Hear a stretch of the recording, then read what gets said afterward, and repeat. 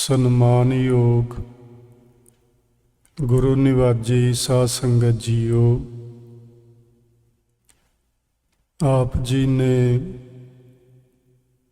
ਸਤਿਗੁਰੂ ਜੀ ਦੀ ਪਰਮ ਪਵਿੱਤਰ ਹਜ਼ੂਰੀ ਅੰਦਰ ਬੈਠ ਕੇ ਗੁਰਬਾਣੀ ਕੀਰਤਨ ਦਾ ਆਨੰਦ ਮਾਣਿਆ ਹੈ। ਆਓ ਹੁਣ ਆਪਣੀਆਂ ਮਨੋਬਿਰਤੀਆਂ ਅੱਜ ਦੀ ਕਥਾ ਵਿਚਾਰ ਨਾਲ ਜੋੜਨ ਦਾ ਯਤਨ ਕਰੀਏ। ਪਿਛਲੇ ਐਤਵਾਰ ਵਾਲੇ ਦਿਨ ਆਪਾਂ ਜੀਵਨ ਇਤਿਹਾਸ ਗੁਰੂ ਨਾਨਕ ਸਾਹਿਬ ਜੀ ਦਾ ਸਮਝ ਰਹੇ ਸਾਂ, ਜਿਸ ਵਿੱਚ ਆਪਾਂ ਦੇਖਿਆ ਸੀ ਕਿ ਸਤਿਗੁਰੂ ਜੀ ਮਾਲਦਾ ਨਗਰ ਤੋਂ ਅੱਗੇ ਨਿਕਲੇ ਸਨ ਤੇ ਉੱਥੇ ਉਹਨਾਂ ਨੂੰ ਰਸਤੇ ਵਿੱਚ ਇੱਕ ਵਪਾਰੀ ਮਿਲਿਆ ਸੀ। ਉਸ ਵਪਾਰੀ ਦੇ ਨਾਲ ਸਤਿਗੁਰੂ ਜੀ ਦੀ ਗੱਲਬਾਤ ਹੋਈ। ਉਸ ਦਾ ਇੱਕ ਛੋਟਾ ਜਿਹਾ ਵੱਟਾ ਵੇਖ ਕੇ ਸਤਿਗੁਰੂ ਜੀ ਛੋਟੇ ਦੀ ਮਹਾਨਤਾ ਦਰਸਾਉਂਦੇ ਨੇ। ਵਪਾਰੀ ਜਿਸ ਨੇ ਗੁਰੂ ਜੀ ਦਾ ਦਰਸ਼ਨ ਕੀਤਾ, ਗੁਰੂ ਜੀ ਦੇ ਚਰਨ ਛੂਏ, ਜਿਸ ਤੋਂ ਇਤਿਹਾਸਕਾਰ ਕਹਿੰਦੇ ਨੇ ਉਸ ਦੇ ਕਪਾਟ ਖੁੱਲ੍ਹ ਗਏ। ਭਾਈ ਵੀਰ ਸਿੰਘ ਇੱਕ ਬਚਨ ਲਿਖਦੇ ਨੇ, ਉਹ ਕਹਿੰਦੇ ਨੇ ਸਤ ਸੰਗਤ ਵਿੱਚ ਆਇਆ ਮਨ ਨਿਰਮਲ ਹੁੰਦਾ ਹੈ। ਮਨ ਤੋਂ ਵਿਕਾਰਾਂ ਦੀ ਮੈਲ ਲੱਥਦੀ ਏ। ਜਿਵੇਂ ਹੀ ਮਨ ਨਿਰਮਲ ਹੁੰਦਾ ਹੈ, ਮਨ ਵਿੱਚ ਨਾਮ ਦਾ ਵਾਸਾ ਹੋ ਜਾਂਦਾ ਹੈ, ਨਾਮ ਟਿਕ ਜਾਂਦਾ ਹੈ। ਜੇ ਮਨ ਨਿਰਮਲ ਨਾ ਹੋਵੇ ਤੇ ਨਾਮ ਟਿਕਦਾ ਨਹੀਂ, ਜਿੰਨਾ ਕੋਈ ਮਰਜ਼ੀ ਆਪਣੇ ਮੁਖ ਤੋਂ ਬੋਲੀ ਜਾਏ। ਪਰ ਇੱਕ ਗੱਲ ਇਹ ਵੀ ਏ ਕਿ ਮਨ ਨਿਰਮਲ ਵੀ ਨਾਮ ਜਪਣ ਨਾਲ ਹੀ ਹੁੰਦਾ ਹੈ। ਸੋ ਇਹ ਦੋਵੇਂ ਚੀਜ਼ਾਂ ਆਪਾਂ ਨੂੰ ਸਮਝਣੀਆਂ ਹੀ ਪੈਣੀਆਂ ਨੇ। ਆਪਾਂ ਇਸ ਤਰ੍ਹਾਂ ਨਹੀਂ ਕਹਿ ਪਾਵਾਂਗੇ ਕਿ ਪਹਿਲਾਂ ਮਨ ਨਿਰਮਲ ਹੋਏ ਤੇ ਫਿਰ ਨਾਮ ਜਪਾਂਗੇ। ਇਹ ਗੱਲ ਵੀ ਅਟਪਟੀ ਜੀ ਲੱਗਦੀ ਏ। ਨਾਮ ਜਪਣ ਨਾਲ ਮਨ ਨਿਰਮਲ ਛੇਤੀ ਹੋ ਜਾਂਦਾ ਹੈ ਤੇ ਉਹਦੇ ਲਈ ਸਾਨੂੰ ਸਤ ਸੰਗਤ ਦੀ ਜ਼ਰੂਰਤ ਹੁੰਦੀ ਏ। ਸਤ ਸੰਗਤ ਮਾਨੋ, ਸਤ ਸੰਗਤ ਵਿੱਚ ਆ ਕੇ ਸਾਡਾ ਮਨ ਜਿਹੜਾ ਉਹ ਮਾਂਜਿਆ ਜਾਂਦਾ ਹੈ। ਫਿਰ ਉਹਦੇ ਵਿੱਚ ਜਪਿਆ ਹੋਇਆ ਨਾਮ ਅੰਮ੍ਰਿਤ ਦੀ ਤਰ੍ਹਾਂ ਆਸਾਨੀ ਨਾਲ ਟਿਕ ਜਾਂਦਾ ਹੈ। ਜਿਵੇਂ ਹੀ ਸਾਡਾ ਮਨ ਨਿਰਮਲ ਹੋਏਗਾ, ਕਿਸੇ ਮਹਾਂਪੁਰਸ਼ ਦੀ ਸੰਗਤ ਮਿਲ ਜਾਏ ਜਾਂ ਕਿਤੇ ਕਈ ਵਾਰੀ ਸਹਿਜ ਸੁਭਾਅ ਹੀ ਹੁੰਦਾ ਹੈ ਕਿ ਪਰਮੇਸ਼ਵਰ ਦੇ ਨਾਮ ਵਿੱਚ ਮਨ ਆਪਣੇ ਆਪ ਜੁੜਨ ਨੂੰ ਕਰਦਾ ਹੈ। ਜਦੋਂ ਕੋਈ ਇਹੋ ਜਿਹੀ ਘਟਨਾ ਵਾਪਰਦੀ ਹੈ ਤੇ ਉਦੋਂ ਮਨੁੱਖੀ ਕਪਾਟ ਜਿਹੜੇ ਲੰਮੇ ਅਰਸੇ ਤੋਂ ਬੰਦ ਨੇ ਉਹ ਖੁੱਲ੍ਹਣੇ ਸੁਭਾਵਕ ਹੀ ਹੁੰਦੇ ਨੇ। ਸੋ ਇਹਦਾ ਮਤਲਬ ਇਹ ਹੋਇਆ ਕਿ ਸਾਨੂੰ ਸੰਗਤ ਵਿੱਚ ਆਉਣਾ ਚਾਹੀਦਾ ਹੈ। ਸਾਡਾ ਮਨ ਸਾਫ਼ ਹੋਏਗਾ, ਨਾਮ ਜਪਾਂਗੇ, ਮਨ ਵਿੱਚ ਨਾਮ ਟਿਕੇਗਾ। ਨਾਮ ਟਿਕੇਗਾ ਤੇ ਫਿਰ ਸਾਡੀ ਸੁਰਤ ਪਰਮਾਤਮਾ ਨਾਲ ਜੁੜੇਗੀ। ਪਰ ਵਪਾਰੀ ਨੂੰ ਗੁਰੂ ਨਾਨਕ ਸਾਹਿਬ ਮਿਲ ਗਏ। ਨਾ ਮਨ ਨਿਰਮਲ ਹੋਣ ਨੂੰ ਦੇਰ ਲੱਗੀ, ਨਾ ਉਹਦੇ ਪੂਰਬਲੇ ਕਰਮ ਮਿਟਣ ਨੂੰ ਦੇਰ ਲੱਗੀ। ਕੋਈ ਵੀ ਸਮਾਂ ਨਾ ਲੱਗਿਆ, ਚਰਨ ਛੂਹਦਿਆਂ ਹੀ ਗੱਲ ਬਣ ਗਈ। ਹੋ ਸਕਦਾ ਹੈ ਆਪਣੇ ਵਿੱਚੋਂ ਕਦੀ ਕਿਸੇ ਨੂੰ ਕੋਈ ਮਹਾਂਪੁਰਸ਼ ਮਿਲ ਜਾਏ ਜਾਂ ਗੁਰੂ ਦੇ ਚਰਨਾਂ ਵਿੱਚ ਆਇਆ ਗੁਰੂ ਦੀ ਬਾਣੀ ਨਾਲ ਇੰਨਾ ਮਨ ਜੁੜ ਜਾਏ ਤੇ ਸਾਡੇ ਅੰਦਰ ਉਹ ਘਟਨਾ ਵਾਪਰ ਜਾਏ ਜਿਹੜੀ ਉਸ ਵਪਾਰੀ ਦੇ ਅੰਦਰ ਵਾਪਰੀ ਸੀ।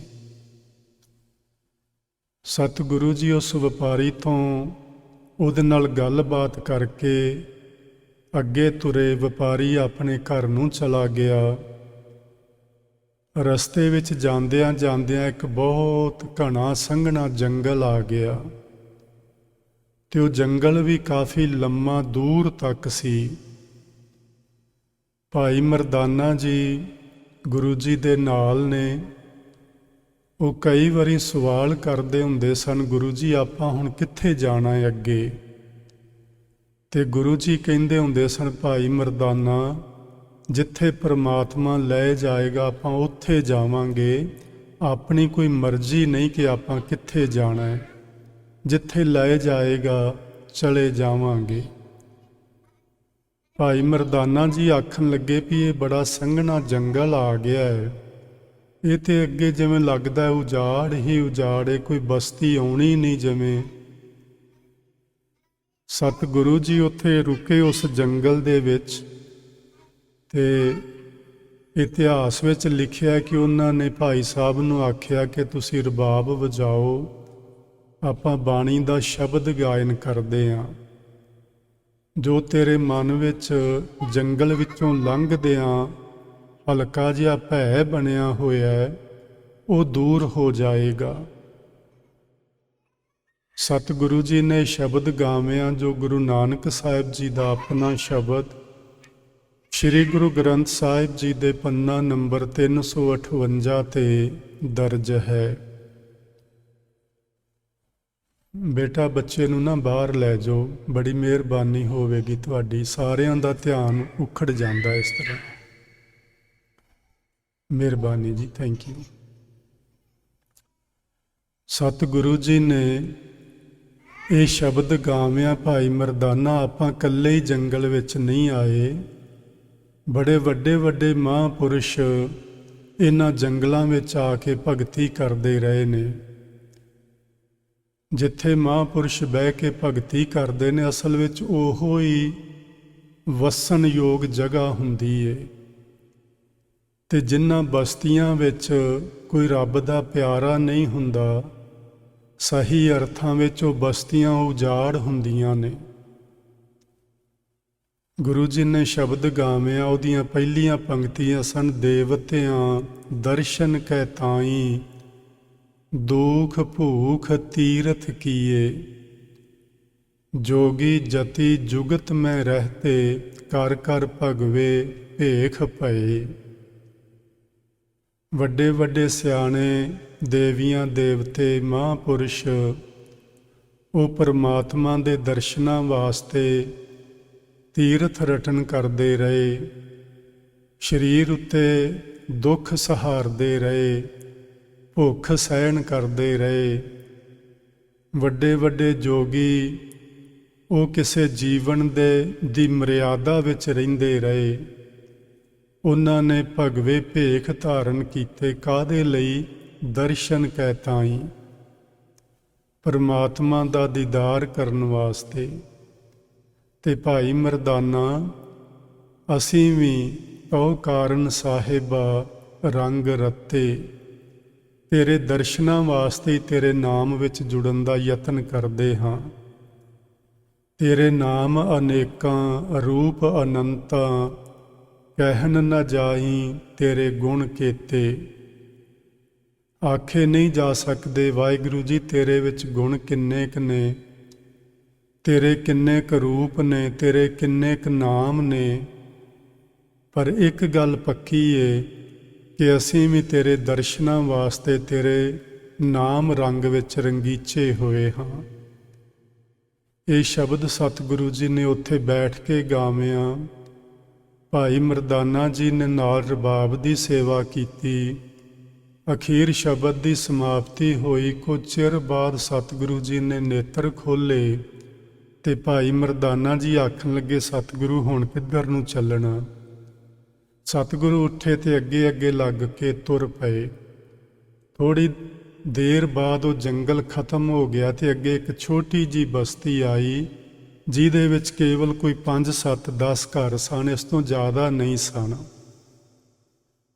ਗੁਰੂ ਜੀ ਆਖਣ ਲੱਗੇ, ਭਾਈ ਮਰਦਾਨਾ, ਇੱਕ ਤੇ ਸ਼ਾਮ ਦਾ ਸਮਾਂ ਹੋ ਗਿਆ ਹੈ, ਦੂਸਰਾ ਮੈਨੂੰ ਲੱਗਦਾ ਤੈਨੂੰ ਭੁੱਖ ਵੀ ਲੱਗੀ ਹੋਣੀ ਏ, ਤੇ ਤੀਸਰਾ ਰਾਤ ਪੈ ਗਈ ਏ ਤੇ ਆਹ ਬਸਤੀ ਆ ਗਈ, ਆਪਾਂ ਹੁਣ ਇਸ ਬਸਤੀ ਵਿੱਚ ਠਹਿਰ ਜਾਈਏ। ਭਾਈ ਮਰਦਾਨਾ ਜੀ ਆਖਣ ਲੱਗੇ, ਜ਼ਰੂਰ ਮਹਾਰਾਜ, ਮੈਂ ਤੇ ਬੜੇ ਚਿਰ ਤੋਂ ਉਡੀਕਦਾ ਸਾਂ ਕਿ ਕੋਈ ਟਿਕਾਣਾ ਆਵੇ ਤੇ ਥੋੜਾ ਆਰਾਮ ਕਰੀਏ। ਗੁਰੂ ਜੀ ਨੇ ਆਖਿਆ, ਆ ਗਈ ਬਸਤੀ, ਚੱਲ ਫਿਰ ਵੇਖ ਰੰਗ ਕਰਤਾਰ ਦੇ ਕੀ ਬਣਦਾ ਹੈ। ਉਸ ਬਸਤੀ ਦੇ ਅੰਦਰ ਦਾਖਲ ਹੋਏ। ਉਹ ਬਸਤੀ ਜਿਹੜੀ ਸੀ ਉਹ ਅਸਲ ਵਿੱਚ ਇੱਕੋ ਹੀ ਪਰਿਵਾਰ ਸੀ ਤੇ ਬਜ਼ੁਰਗਾਂ ਤੋਂ ਉਹ ਪਰਿਵਾਰ ਉੱਥੇ ਹੀ ਵੱਸਦਾ ਸੀ ਤੇ ਹੌਲੀ ਹੌਲੀ ਉਹ 5 7 10 ਘਰ ਬਣ ਚੁੱਕੇ ਸਨ। ਪਹਿਲੇ ਹੀ ਘਰ ਵਿੱਚ ਗਏ ਤੇ ਘਰ ਦੇ ਵਿੱਚੋਂ ਇੱਕ ਜਵਾਨ ਆਦਮੀ ਨਿਕਲਿਆ। ਉਹਨਾਂ ਦੋ ਰਾਹੀਆਂ ਨੂੰ ਵੇਖ ਕੇ ਬੜਾ ਪ੍ਰਸੰਨ ਹੋਇਆ ਤੇ ਆਖਣ ਲੱਗਾ, ਆਓ ਮਹਾਰਾਜ, ਜੀ ਆਇਆਂ ਨੂੰ, ਅੱਜ ਰਾਤ ਸਾਡੇ ਕੋਲ ਟਿਕੋ। ਤੇ ਗੁਰੂ ਸਾਹਿਬ ਆਖਣ ਲੱਗੇ, ਜ਼ਰੂਰ ਭਾਈ, ਤੁਹਾਡੇ ਕੋਲ ਹੀ ਟਿਕਣਾ ਹੈ ਅੱਜ ਦੀ ਰਾਤ। ਸਤਿਗੁਰੂ ਜੀ ਨੂੰ ਉਸਨੇ ਆਪਣੇ ਘਰ ਦੇ ਅੰਦਰ ਲਿਜਾ ਕੇ ਜਗ੍ਹਾ ਦਿੱਤੀ। ਗੁਰੂ ਜੀ ਬੈਠ ਗਏ ਤੇ ਉਹ ਜਿਹੜਾ ਘਰ ਵਾਲਾ ਸੀ, ਅਸਲ ਵਿੱਚ ਇਹ ਬਸਤੀ ਪੂਰੀ ਠੱਗਾਂ ਦੀ ਸੀ। ਉਹ ਦੂਰ ਦਰੇਡੇ ਆਪਣੇ ਪਿੰਡ ਤੋਂ ਬਾਹਰ ਚਲੇ ਜਾਂਦੇ, ਉਹਨਾਂ ਨੂੰ ਰਾਹ ਮਾਰ ਵੀ ਆਖਦੇ ਸਨ, ਬਾਟ ਮਾਰ ਵੀ ਕਹਿੰਦੇ ਨੇ। ਉਹ ਲੋਕਾਂ ਨੂੰ ਲੁੱਟਦੇ ਸਨ, ਲੋਕਾਂ ਨੂੰ ਮਾਰਦੇ ਸਨ ਤੇ ਆਪਣੀ ਉਪਜੀਵਕਾ ਇਸ ਢੰਗ ਨਾਲ ਚਲਾਉਂਦੇ ਸਨ। ਉਹ ਆਦਮੀ ਸੋਚਣ ਲੱਗਾ ਕਿ ਇਹ ਜਿਹੜਾ ਮਨੁੱਖ ਅੱਜ ਸਾਡੇ ਘਰ ਆਇਆ, ਇਹਦੇ ਚਿਹਰੇ ਤੋਂ ਲੱਗਦਾ ਹੈ ਕਿ ਇਹ ਬਹੁਤ ਅਮੀਰ ਆਦਮੀ ਹੋਏਗਾ ਤੇ ਇਹਦੇ ਕੋਲ ਜ਼ਰੂਰ ਹੀਰੇ ਜਵਾਹਰਾਤ ਹੋਣਗੇ, ਇਹਦੇ ਚਿਹਰੇ ਤੋਂ ਇਸ ਤਰ੍ਹਾਂ ਨਜ਼ਰ ਆਉਂਦਾ। ਉਹਨੇ ਆਪਣੇ ਸਾਥੀਆਂ ਨੂੰ ਜਾ ਕੇ ਦੱਸਿਆ ਵੀ ਅੱਜ ਸਾਮੀ ਬੜੀ ਵੱਡੀ ਫਸ ਗਈ ਏ ਤੇ ਅੱਜ ਆਪਾਂ ਅਮੀਰ ਹੋ ਜਾਵਾਂਗੇ। ਉਹਦੇ ਆਂਢੀ ਗੁਆਂਢੀ ਉਹ ਵੀ ਆ ਕੇ ਗੁਰੂ ਜੀ ਨੂੰ ਮਿਲੇ ਤੇ ਗੁਰੂ ਜੀ ਨੂੰ ਉਹਨਾਂ ਨੇ ਜੋ ਜਲ ਪਾਣੀ ਰੱਖਿਆ, ਉਹਨਾਂ ਜੋ ਲੋੜ ਸੀ ਉਹਨਾਂ ਨੇ ਲਿਆ ਤੇ ਆਰਾਮ ਕਰਨ ਲਈ ਪੈ ਗਏ। ਉਹ ਜਿਹੜੇ ਠੱਗ ਲੋਕ ਸਨ, ਉਹਨਾਂ ਨੇ ਸੋਚਿਆ ਕਿ ਹੁਣ ਇਹ ਸੌਂ ਜਾਣਗੇ ਤੇ ਸੌਂ ਜਾਣ ਤੋਂ ਬਾਅਦ ਅਸੀਂ ਇਹਨਾਂ ਦਾ ਕੰਮ ਤਮਾਮ ਕਰ ਦਿਆਂਗੇ ਤੇ ਫਿਰ ਇਹਨਾਂ ਦੀ ਤਲਾਸ਼ੀ ਕਰਾਂਗੇ। ਗੁਰੂ ਜੀ ਆਰਾਮ ਕਰਨ ਲਈ ਪਏ। ਰੱਬ ਦਾ ਭਾਣਾ ਐਸਾ ਵਾਪਰਿਆ ਕਿ ਉਹ ਠੱਗਾਂ ਨੂੰ ਵੀ ਨੀਂਦ ਆ ਗਈ ਤੇ ਸਾਰੀ ਰਾਤ ਉਹ ਉੱਠੇ ਹੀ ਨਹੀਂ। ਅੰਮ੍ਰਿਤ ਵੇਲਾ ਹੋਇਆ, ਗੁਰੂ ਜੀ ਜਾਗੇ, ਉੱਥੋਂ ਥੋੜਾ ਜਲ ਪਾਣੀ ਵਰਤਿਆ ਤੇ ਆਖਣ ਲੱਗੇ, ਚੱਲ ਭਾਈ ਮਰਦਾਨਾ, ਇੱਥੋਂ ਚੱਲੀਏ। ਭਾਈ ਮਰਦਾਨੇ ਨੇ ਆਖਿਆ, ਸਤ ਬਚਨ ਮਹਾਰਾਜ। ਉਹ ਨਾਲ ਨਾਲ ਤੁਰ ਪਿਆ। ਗੁਰੂ ਜੀ ਪਿੰਡੋਂ ਬਾਹਰ ਨਿਕਲੇ, ਅਜੇ ਥੋੜੀ ਦੂਰੀ ਤੇ ਗਏ ਸਨ ਤੇ ਮਗਰੋਂ ਉਹਨਾਂ ਠੱਗਾਂ ਨੂੰ ਜਾਗ ਆਈ ਤੇ ਉਹ ਇੱਕਦਮ ਉਬੜਵਾਏ ਉੱਠ ਕੇ ਭੱਜੇ ਕਿ ਉਹ ਸਾਮੀ ਕਿਤੇ ਹੱਥੋਂ ਨਿਕਲ ਨਾ ਜਾਏ। ਆ ਕੇ ਵੇਖਿਆ ਗੁਰੂ ਜੀ ਉੱਥੇ ਨਹੀਂ ਹਨ, ਉਹ ਦੋਵੇਂ ਸਾਥੀ ਨਹੀਂ ਹਨ ਉੱਥੇ। ਇੱਧਰ ਉੱਧਰ ਵੇਖਿਆ, ਇੱਕ ਰਸਤੇ ਨੂੰ ਪੈ ਕੇ ਭੱਜੇ ਕਿ ਪਿੱਛੋਂ ਵੇਖੀਏ, ਜਾਂ ਵੇਖਿਆ ਤੇ ਥੋੜੀ ਦੂਰੀ ਤੇ ਉਹ ਦੋਵੇਂ ਸਾਥੀ ਤੁਰੇ ਜਾਂਦੇ ਨੇ। ਉਹਨਾਂ ਨੇ ਪਿੱਛੋਂ ਆਵਾਜ਼ ਮਾਰੀ ਕਿ ਰੁਕ ਜਾਓ। ਗੁਰੂ ਜੀ ਰੁਕ ਗਏ ਤੇ ਉਹ 5 7 ਆਦਮੀ ਪਿੱਛੇ ਭੱਜੇ ਆਉਂਦੇ ਨੇ ਤੇ ਮਰਦਾਨਾ ਜੀ ਗੁਰੂ ਜੀ ਨੂੰ ਆਖਦੇ ਨੇ ਕਿ ਗੁਰੂ ਜੀ, ਲੱਗਦਾ ਏ ਕੁਛ ਬੰਦੇ ਚੰਗੇ ਨਹੀਂ ਜਿਸ ਢੰਗ ਨਾਲ ਇਹਨਾਂ ਸਾਨੂੰ ਆਵਾਜ਼ ਮਾਰੀ ਏ। ਗੁਰੂ ਜੀ ਕਹਿੰਦੇ, ਭਾਈ ਨੇੜੇ ਆ ਜਾਣਗੇ, ਪਤਾ ਲੱਗ ਜਾਏਗਾ। ਜਦੋਂ ਨੇੜੇ ਆਏ ਤੇ ਆਖਣ ਲੱਗੇ ਵੀ ਤੁਸੀਂ ਸਾਨੂੰ ਰਾਤ ਸੁੱਤਿਆਂ ਨੂੰ ਛੱਡ ਕੇ ਦੌੜ ਆਏ ਹੋ ਤੇ ਜਾਣਾ ਕਿੱਥੇ ਆ ਤੁਸੀਂ? ਗੁਰੂ ਜੀ ਆਖਣ ਲੱਗੇ, ਭਾਈ ਜਿੱਥੇ ਸਾਨੂੰ ਪ੍ਰਮਾਤਮਾ ਲੈ ਜੇ ਅਸੀਂ ਉੱਥੇ ਹੀ ਜਾਣਾ, ਅਸੀਂ ਆਪਣੀ ਮਰਜ਼ੀ ਨਾਲ ਕਿਤੇ ਨਹੀਂ ਜਾਣਾ। ਤੇ ਆਖਣ ਲੱਗੇ, ਠਹਿਰ ਜਾਓ, ਫਿਰ ਅਸੀਂ ਤੁਹਾਨੂੰ, ਉਹ ਗੁਰੂ ਜੀ ਪੁੱਛਦੇ ਨੇ, ਤੁਸੀਂ ਕੌਣ ਹੋ, ਕਿਉਂ ਸਾਡੇ ਪਿੱਛੇ ਆਏ ਜੇ? ਉਹ ਕਹਿਣ ਲੱਗੇ ਸਾਡਾ ਇਹ ਕਿੱਤਾ ਹੈ, ਅਸੀਂ ਠੱਗ ਹਾਂ, ਅਸੀਂ ਚੋਰ ਹਾਂ। ਤੇ ਗੁਰੂ ਜੀ ਆਖਣ ਲੱਗੇ ਸਾਡੇ ਕੋਲ ਤੇ ਕੁਝ ਵੀ ਨਹੀਂ ਜਿਹੋ ਜਿਹਾ ਤੁਸੀਂ ਲੋੜਦੇ ਹੋ। ਭਾਈ ਮਰਦਾਨਾ ਕਹਿੰਦਾ ਗੁਰੂ ਜੀ ਮੇਰੇ ਕੋਲ ਰਬਾਬ ਹੈਗੀ ਏ, ਇਹਨਾਂ ਬੇਸੁਰੇ ਜੇ ਲੋਕਾਂ ਨੂੰ ਰਬਾਬ ਦਈਏ ਤੇ ਆਪਾਂ ਅੱਗੇ ਨਿਕਲੀਏ, ਇਹਨਾਂ ਦਾ ਕੀ ਪਤਾ ਹੈ ਕੀ ਕਰਦੇ ਨੇ। ਤੇ ਜਾਂ ਇਹਨਾਂ ਨੂੰ ਆਖੀਏ ਸਾਡੀ ਤਲਾਸ਼ੀ ਲੈ ਲਓ, ਸਾਡੇ ਕੋਲ ਕੁਝ ਵੀ ਨਹੀਂ। ਗੁਰੂ ਜੀ ਆਖਣ ਲੱਗੇ ਨਹੀਂ ਭਾਈ ਮਰਦਾਨਾ ਵੇਖ ਰੰਗ ਕਰਤਾਰ ਦੇ। ਆਖਣ ਲੱਗੇ ਵੀ ਤੁਸੀਂ ਸਾਡੇ ਨਾਲ ਕੀ ਵਰਤਾਰਾ ਕਰਨਾ ਚਾਹੁੰਦੇ ਹੋ।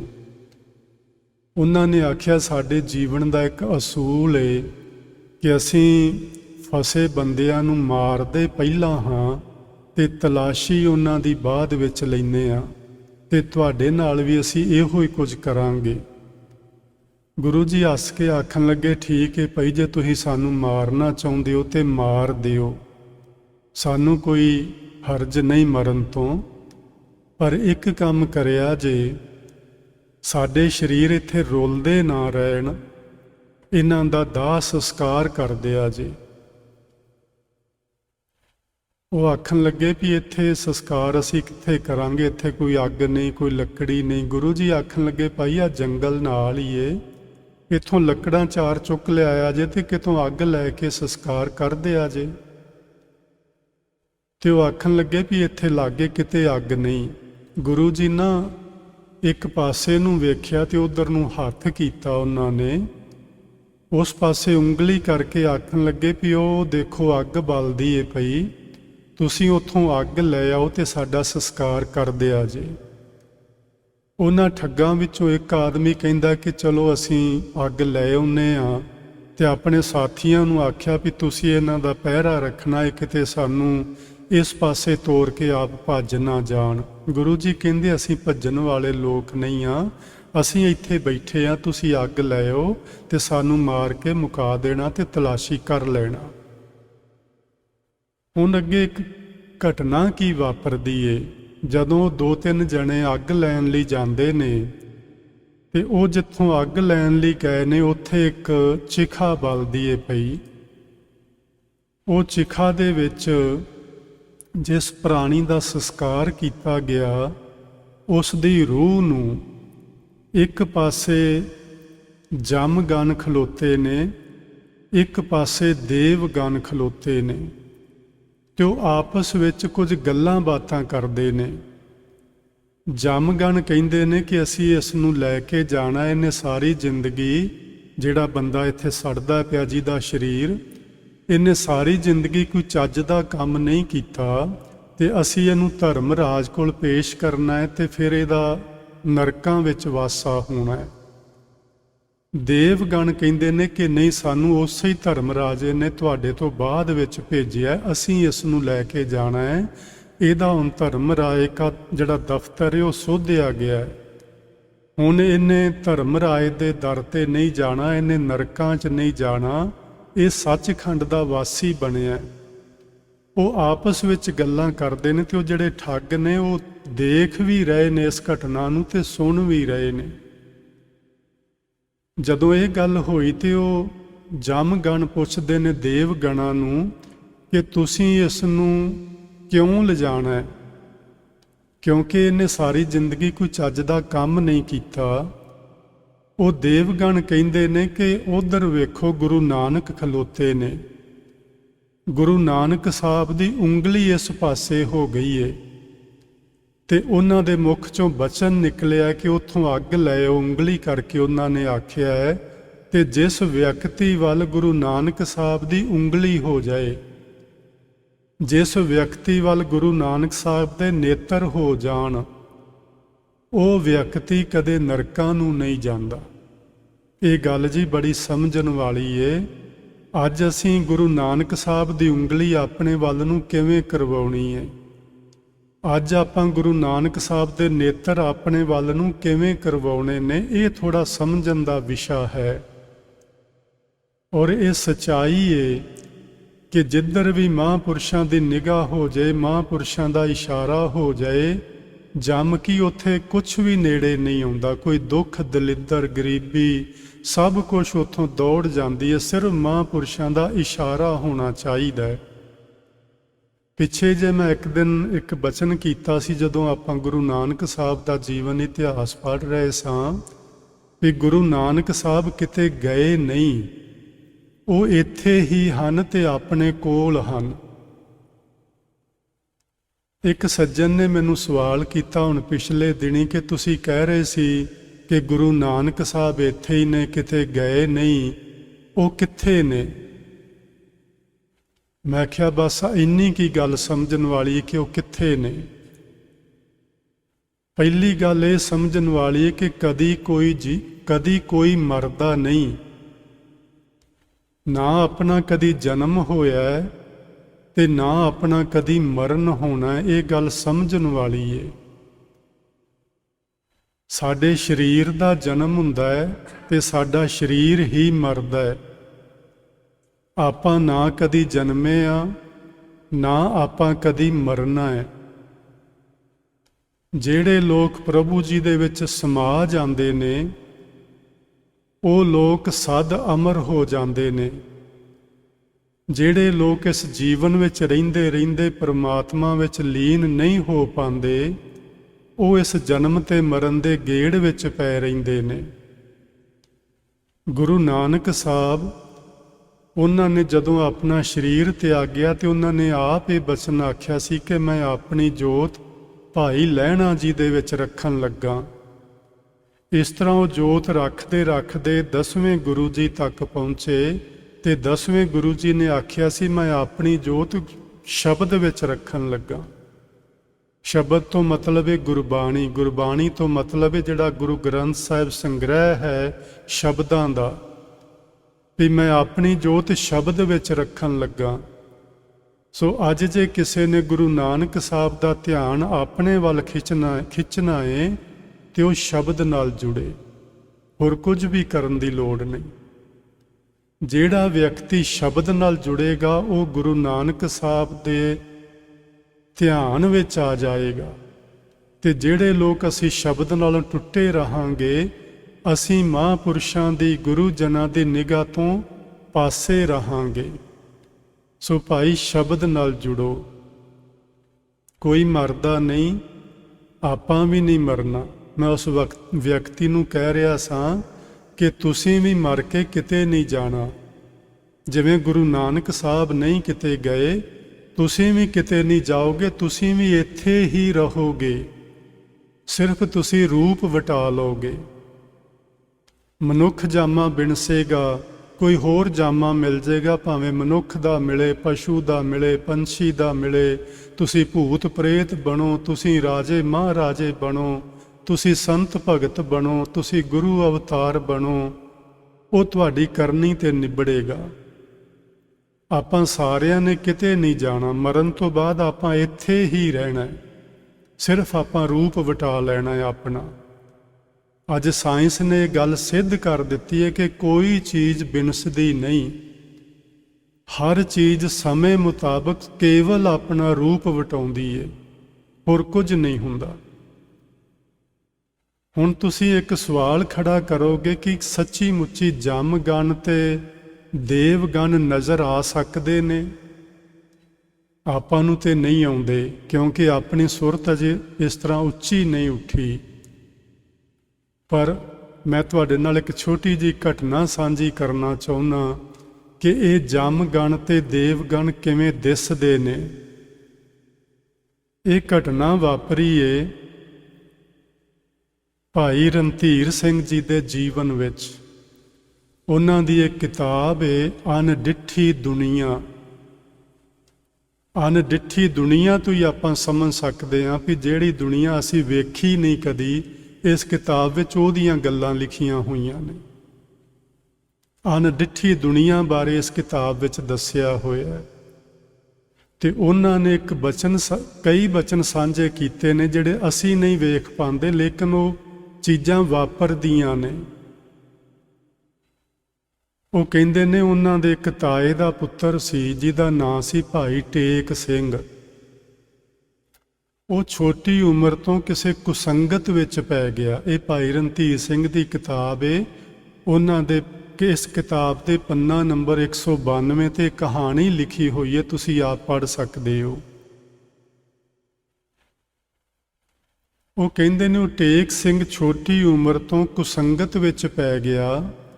ਉਹ ਨਸ਼ੇ ਪੱਤੇ ਕਰਦਾ, ਉਹ ਬੁਰੇ ਕਰਮ ਕਰਦਾ, ਉਹ ਚੋਰੀਆਂ ਠੱਗੀਆਂ ਕਰਦਾ, ਤੇ ਆਖਰ ਸਰੀਰ ਤੇ ਸਭਨਾਂ ਦਾ ਬਿਨਸਣਾ ਹੈ। ਜਦੋਂ ਉਹਦੇ ਸਰੀਰ ਦਾ ਅੰਤ ਸਮਾਂ ਆਇਆ ਤੇ ਕਈ ਦਿਨ ਪਹਿਲਾਂ ਉਹ ਉੱਚੀ ਉੱਚੀ ਰੋਇਆ ਕਰਦਾ, ਡਰ ਕੇ ਭੱਜ ਭੱਜ ਕੇ ਅੰਦਰ ਵੜਿਆ ਕਰਦਾ। ਉਹਦੀਆਂ ਇੱਕਦਮ ਚੀਕਾਂ ਨਿਕਲ ਜਾਂਦੀਆਂ। ਇਹ ਕਿਉਂ ਹੁੰਦਾ? ਉਹਨੂੰ ਜਮ ਨਜ਼ਰ ਆਉਂਦੇ। ਉਹਨਾਂ ਦਾ ਬੜਾ ਡਰਾਵਨਾ ਰੂਪ, ਤੇ ਉਹਨਾਂ ਕੋਲ ਬੜੇ ਇਹੋ ਜਿਹੇ ਹਥਿਆਰ ਜਿਨ੍ਹਾਂ ਦੇ ਨਾਲ ਉਹ ਇਸ ਨੂੰ ਮਾਨੋ ਮਾਰਨਗੇ। ਤੇ ਉਹਨਾਂ ਤੋਂ ਡਰਦਾ ਉਹ ਭੱਜ ਕੇ ਅੰਦਰ ਵੜਦਾ, ਕਦੀ ਕਿਤੇ ਲੁਕਦਾ, ਕਦੀ ਕਿਤੇ ਲੁਕਦਾ। ਇਸ ਤਰ੍ਹਾਂ ਉਹ ਬਿਮਾਰ ਪੈ ਗਿਆ।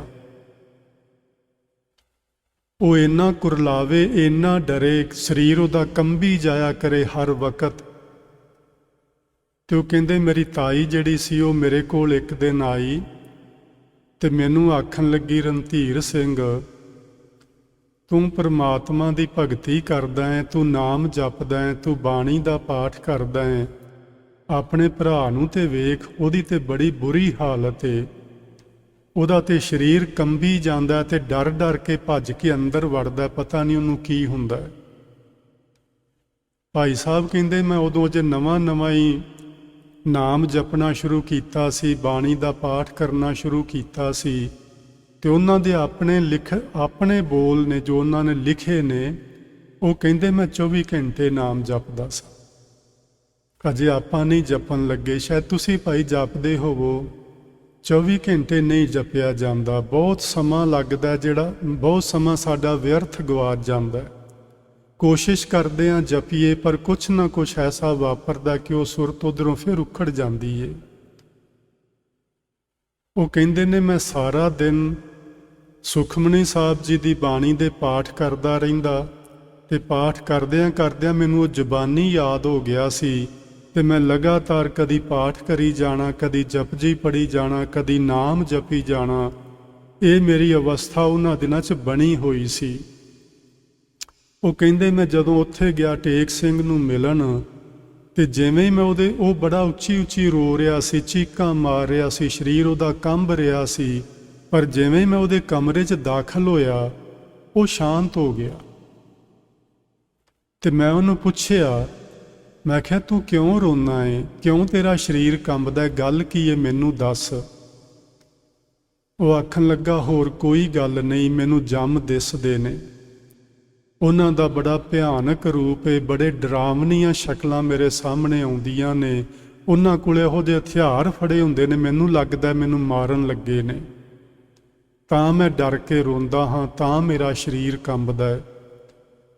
ਤੇ ਉਹ ਕਹਿੰਦੇ, ਹੁਣ ਕਹਿਣ ਲੱਗਾ ਵੀ ਜਦੋਂ ਤੁਸੀਂ ਅੰਦਰ ਵੜੇ ਹੋ, ਕਮਰੇ 'ਚ ਦਾਖਲ ਹੋਏ ਹੋ, ਉਹ ਦੌੜ ਗਏ ਨੇ, ਉਹ ਭੱਜ ਗਏ ਨੇ। ਇੱਥੇ ਹੁਣ ਮੈਨੂੰ ਕੋਈ ਚੀਜ਼ ਨਜ਼ਰ ਨਹੀਂ ਆ ਰਹੀ। ਉਹ ਕਹਿੰਦੇ, ਮੈਂ ਸ਼ਾਮ ਤੱਕ ਉੱਥੇ ਰਿਹਾ, ਤੇ ਸ਼ਾਮ ਨੂੰ ਮੈਂ ਆਪਣੇ ਘਰ ਆਉਣਾ ਸੀ। ਮੈਂ ਗੁਰੂ ਗ੍ਰੰਥ ਸਾਹਿਬ ਦਾ ਪ੍ਰਕਾਸ਼ ਘਰੇ ਕਰਦਾ ਸਾਂ, ਮੈਂ ਸੁਖ ਆਸਨ ਕਰਨਾ ਸੀ। ਜਿਵੇਂ ਹੀ ਮੈਂ ਉਹਦੇ ਘਰੋਂ ਆਪਣੇ ਘਰ ਨੂੰ ਆਇਆ, ਪਿੱਛੋਂ ਫਿਰ ਉਹਦੀ ਉਹੀ ਹਾਲਤ ਹੋ ਗਈ, ਫਿਰ ਉਹ ਰੋਣ ਕੁਰਲਾਉਣ ਲੱਗ ਪਿਆ। ਉਹਦੀ ਮਾਂ ਫਿਰ ਮੇਰੇ ਕੋਲ ਆਈ, ਮੈਂ ਸੁਖ ਆਸਨ ਕਰਕੇ ਛੇਤੀ ਨਾਲ ਫਿਰ ਉਹਨਾਂ ਦੇ ਘਰ ਗਿਆ, ਤੇ ਫਿਰ ਜਾ ਕੇ ਵੇਖਿਆ, ਫਿਰ ਉਹ ਸ਼ਾਂਤ ਹੋ ਗਿਆ ਮੇਰੇ ਜਾਣ ਨਾਲ। ਕਹਿੰਦਾ, ਫਿਰ ਮੈਂ ਲਗਾਤਾਰ ਉਹਨਾਂ ਦੇ ਸਾਰੇ ਪਰਿਵਾਰ ਨੂੰ ਇਹ ਗੱਲ ਆਖੀ ਕਿ ਇੱਥੇ ਬੈਠੋ, ਇਹਦੇ ਲਾਗੇ ਬਾਣੀ ਦਾ ਪਾਠ ਕਰੋ, ਸੁਖਮਨੀ ਸਾਹਿਬ ਦਾ ਪਾਠ ਕਰੋ, ਇਹਦੇ ਲਾਗੇ ਬਹਿ ਕੇ ਨਾਮ ਜਪੋ। ਇਹ ਆਪਾਂ ਨੂੰ ਵੀ ਸਾਰਿਆਂ ਨੂੰ ਇੱਕ ਗੱਲ ਧਿਆਨ 'ਚ ਰੱਖਣੀ ਹੈ ਕਿ ਕੋਈ ਪ੍ਰਾਣੀ ਅਕਾਲ ਚਲਾਣੇ ਦੇ ਵਕਤ ਤੁਸੀਂ ਪਹੁੰਚ ਜਾਓ ਉੱਥੇ, ਤੇ ਉੱਥੇ ਹੋਰ ਗੱਲਾਂ ਮਤ ਕਰਨਾ, ਹੋਰ ਨਾ ਪੁੱਛਣਾ ਤੇਰਾ ਕੀ ਹਾਲ ਹੈ, ਤੇਰੀ ਜ਼ਮੀਨ ਕਿੰਨੀ ਸੀ, ਤੇਰਾ ਪੈਸਾ ਕਿੱਥੇ ਆ, ਤੇਰੇ ਬੱਚੇ ਕਿੱਥੇ ਨੇ, ਕੁਝ ਨਾ ਪੁੱਛਣਾ। ਉਹਦੇ ਲਾਗੇ ਨਾਮ ਜਪਣਾ ਸ਼ੁਰੂ ਕਰ ਦੇਣਾ ਬੋਲ ਬੋਲ ਕੇ। ਹੋਰ ਕੁਝ ਪੁੱਛਣ ਦੀ ਲੋੜ ਨਹੀਂ, ਕੋਈ ਹਮਦਰਦੀ ਜਤਾਉਣ ਦੀ ਲੋੜ ਨਹੀਂ। ਇਸ ਤੋਂ ਵੱਡੀ ਹੋਰ ਹਮਦਰਦੀ ਕੋਈ ਨਹੀਂ ਹੋ ਸਕੇਗੀ ਜੇ ਅਸੀਂ ਜਦੋਂ ਕੋਈ ਮਰਨ ਬਿਸਤਰ ਤੇ ਮਨੁੱਖ ਪਿਆ ਹੋਵੇ ਤੇ ਉਹਦੇ ਕੋਲ ਜਾ ਕੇ ਨਾਮ ਜਪਣਾ ਸ਼ੁਰੂ ਕਰ ਦਈਏ। ਇਸ ਤੋਂ ਵੱਡੀ ਕੋਈ ਹਮਦਰਦੀ ਨਹੀਂ ਹੋ ਸਕਦੀ।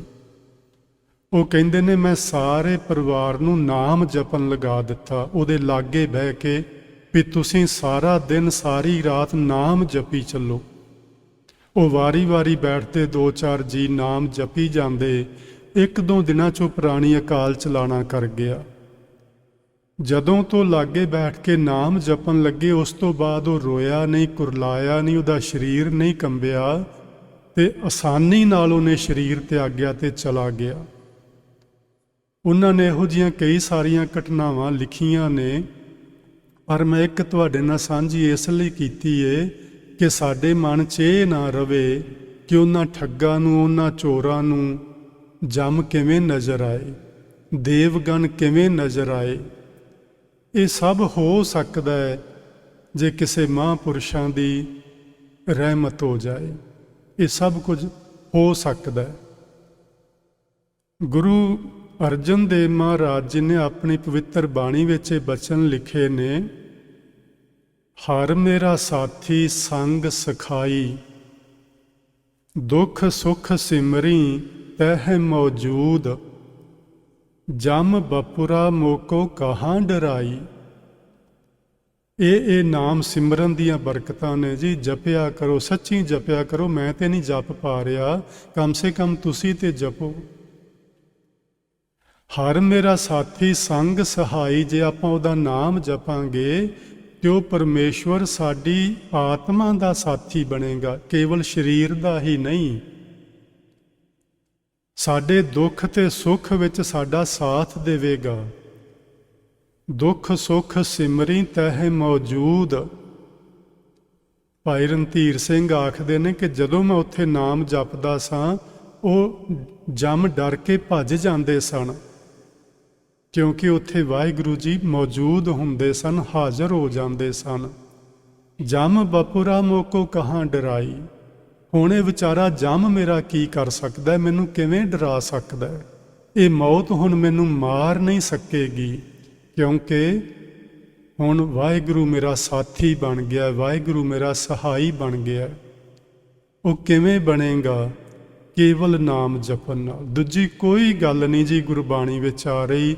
ਮੈਂ ਬੜੇ ਧਿਆਨ ਨਾਲ ਬਾਣੀ ਪੜ੍ਹਦਾ, ਤੁਸੀਂ ਵੀ ਸਾਰੇ ਧਿਆਨ ਨਾਲ ਹੀ ਪੜ੍ਹਦੇ ਹੋਵੋਗੇ। ਦੂਜੀ ਕੋਈ ਗੱਲ ਹੀ ਨਹੀਂ, ਇੱਕੋ ਹੀ ਗੱਲ ਹੈ, ਨਾਮ ਜਪੋ। ਤੇ ਜਿੰਨਾ ਚਿਰ ਆਪਾਂ ਨਾਮ ਨਹੀਂ ਜਪਾਂਗੇ ਓਨਾ ਚਿਰ ਸਾਡੀ ਨਾ ਉਹ ਅਵਸਥਾ ਬਣਨੀ ਹੈ ਤੇ ਨਾ ਸਾਡਾ ਵਾਹਿਗੁਰੂ ਨੇ ਸਹਾਈ ਹੋਣਾ ਹੈ ਤੇ ਨਾ ਸਾਡਾ ਮੌਤ ਤੋਂ ਜਾਂ ਜਮਾਂ ਤੋਂ ਛੁਟਕਾਰਾ ਹੋਣਾ ਹੈ। ਉਹ ਜਿਹੜੇ ਠੱਗ ਲੋਕ ਗਏ ਸਨ, ਉਹ ਦੇਵਗਣਾਂ ਤੇ ਜਮਗਣਾਂ ਦੀ ਇਸ ਤਰ੍ਹਾਂ ਦੀ ਆਪਸ ਵਿੱਚ ਗੱਲਬਾਤ ਹੁੰਦੀ ਸੁਣ ਕੇ ਵਾਪਸ ਪਰਤ ਆਏ। ਉਹ ਅੱਗ ਤਾਂ ਉੱਥੇ ਹੀ ਰਹਿ ਗਈ। ਆ ਕੇ ਗੁਰੂ ਮਹਾਰਾਜ ਦੇ ਚਰਨੀ ਢਹਿ ਕੇ ਪੈ ਗਏ, ਆਖਣ ਲੱਗੇ ਮਹਾਰਾਜ ਸਾਨੂੰ ਬਖਸ਼ ਲਵੋ, ਸਾਨੂੰ ਤੁਹਾਡੇ ਬਾਰੇ ਜਾਣਕਾਰੀ ਨਹੀਂ ਸੀ, ਅਸੀਂ ਤੁਹਾਡੇ ਲਈ ਮਾੜੇ ਸ਼ਬਦ ਵਰਤੇ ਨੇ, ਅਸੀਂ ਤੁਹਾਨੂੰ ਮਾਰਨ ਦੀ ਕੋਸ਼ਿਸ਼ ਕੀਤੀ ਏ, ਸਾਨੂੰ ਪਤਾ ਨਹੀਂ ਸੀ ਤੁਹਾਡੇ ਬਾਰੇ, ਸਾਨੂੰ ਮੁਆਫ ਕਰ ਦਿਓ। ਤੇ ਹੁਣ ਤੁਸੀਂ ਸਾਡੇ ਨਾਲ ਸਾਡੀ ਬਸਤੀ ਵਿੱਚ ਚੱਲੋ। ਜਿਹੜੇ ਸਾਡੇ ਨਾਲ ਦੇ ਬਾਕੀ ਸਾਥੀ ਨੇ, ਅਸੀਂ ਇਹ ਸਾਰੀ ਘਟਨਾ ਉਹਨਾਂ ਨੂੰ ਦੱਸਣਾ ਚਾਹੁੰਦੇ ਹਾਂ ਤੇ ਅਸੀਂ ਚਾਹੁੰਦੇ ਹਾਂ ਉਹ ਲੋਕ ਵੀ ਤੁਹਾਡੇ ਦਰਸ਼ਨ ਕਰਨ, ਉਹਨਾਂ ਨੂੰ ਵੀ ਸਿੱਧੇ ਰਸਤੇ ਤੇ ਪਾਓ, ਸਾਡੇ ਨਾਲ ਘਰ ਚੱਲੋ। ਸਤਿਗੁਰੂ ਜੀ ਨੇ ਆਖਿਆ ਤੁਸੀਂ ਚੱਲੋ, ਅਸੀਂ ਆਉਂਦੇ ਹਾਂ। ਸਤਿਗੁਰੂ ਜੀ ਨੇ ਉਹਨਾਂ ਨੂੰ ਤੋਰ ਦਿੱਤਾ ਤੇ ਆਪ ਉੱਥੇ ਥੋੜ੍ਹੀ ਦੇਰ ਬੈਠੇ ਪਰਮਾਤਮਾ ਦੇ ਭਜਨ ਵਿੱਚ ਲੀਨ ਹੋਏ ਤੇ ਅਖੀਰ ਉੱਠੇ ਤੇ ਆਖਣ ਲੱਗੇ ਚੱਲ ਭਾਈ ਮਰਦਾਨਾ, ਪਰਮਾਤਮਾ ਦਾ ਇਹੋ ਹੀ ਹੁਕਮ ਹੈ, ਆਪਾਂ ਮੁੜ ਵਾਪਸ ਉਸ ਬਸਤੀ ਵਿੱਚ ਚੱਲੀਏ।